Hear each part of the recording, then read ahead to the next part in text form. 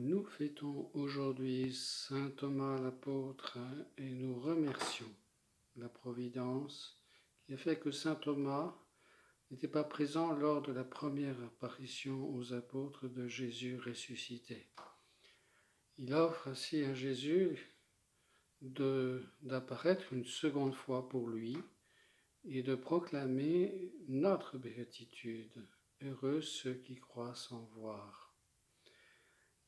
Ainsi, nous avons accès d'abord à la source de la vraie paix, puisque quand Jésus lui demande de toucher ses plaies et de mettre sa main dans son cœur, il donne à saint Thomas d'avoir accès à la source de la miséricorde, les blessures de Jésus crucifié, transfiguré, glorifié par la miséricorde du Père qui l'a ressuscité d'entre les morts. Et de cette source, nous devenons, comme le dit saint Paul dans l'épître aux Éphésiens, nous devenons citoyens du peuple saint, nous devenons membres de la famille de Dieu et nous sommes intégrés dans la construction qui a pour fondation les apôtres et les prophètes. Et la pierre angulaire, c'est le Christ Jésus lui-même. Mais dans cette pierre angulaire, la partie la plus importante pour nous, c'est la source de la miséricorde, c'est-à-dire le cœur de Jésus. C'est ce cœur qui a tant aimé les hommes et qui brûle d'amour pour son Père et pour nous et qui désire que nous soyons là où il est.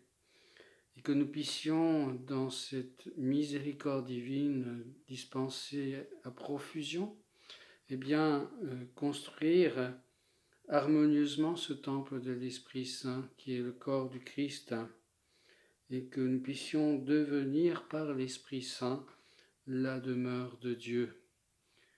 Oui, la blessure du cœur de Jésus rassemble l'édifice divin de la Jérusalem céleste, c'est la source de la Jérusalem céleste. Et grâce à saint Thomas, nous pouvons accéder à cette source dans la foi, dans l'espérance et la charité par le mystère de l'Eucharistie.